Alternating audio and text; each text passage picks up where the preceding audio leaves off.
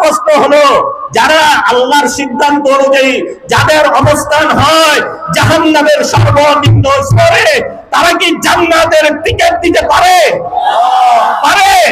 তাই না? আপনাদের সাথে একটা ধর্ম বর্ণ নির্বিশেষে এটা শুধু মুসলমানদের সাথে প্রতারণা করতেছে না, হিন্দু ভাইদের সাথেও প্রতারণা করতেছে। কিভাবে হিন্দু ভাইদের সাথে প্রতারণা করতেছে? যায়া বলতেছে যে পূজাতে যায়া বলতেছে পূজা আর রোজা মুদ্রার এ পিঠ ও পিঠ।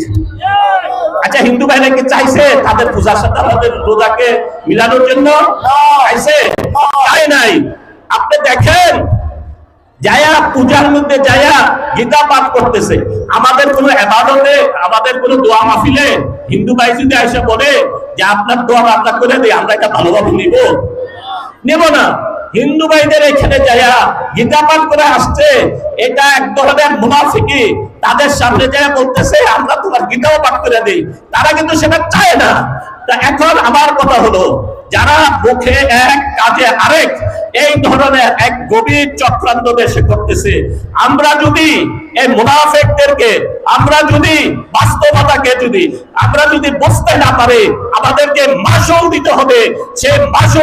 সে মাসুল আমাদের জীবিত অবস্থায় শেষ হবে কিনা আল্লাহই ভালো জানেন। সেই চোখের পানি, সেই মুনাফিকের জানে যদি আমরা পড়ি, সেই চোখের পানি আমাদের শুকাবে কিনা আল্লাহই ভালো জানেন। এই দেশের বিরুদ্ধে গভীর চক্রান্ত হচ্ছে।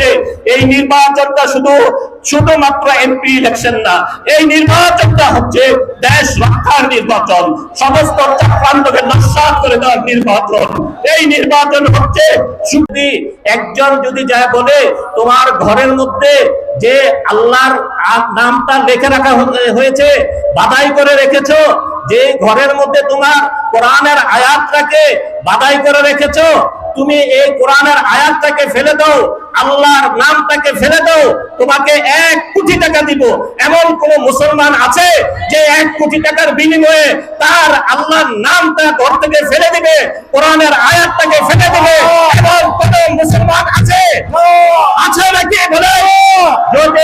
যদি একটা মুসলমান আল্লাহর নাম ঘরের মধ্যে রাখার পরে সেই ঘর টাকার বিনিময়ে, কোন ধরনের ক্ষমতা লোভের বিনিময়ে আল্লাহর নাম কোরআনের আয়াত যদি ফেলে না দিতে পারে, যারা আপনাদের কাছে জান্নাত বিক্রি করতেছে, যারা কোরআনের আইন প্রতিষ্ঠা করার কথা বলতেছে, যারা আল্লাহর আইন প্রতিষ্ঠা করার কথা বলতেছে, তারা ক্ষমতার লোভে আল্লাহর নামকে ফেলে দিচ্ছে, তারা ক্ষমতার লোভে কোরআনের আয়াতকে ফেলে দিচ্ছে। আমরা কি তাদেরকে সত্যিকারী ভাবে মুসলিম দল, ইসলামিক দল বলতে পারি?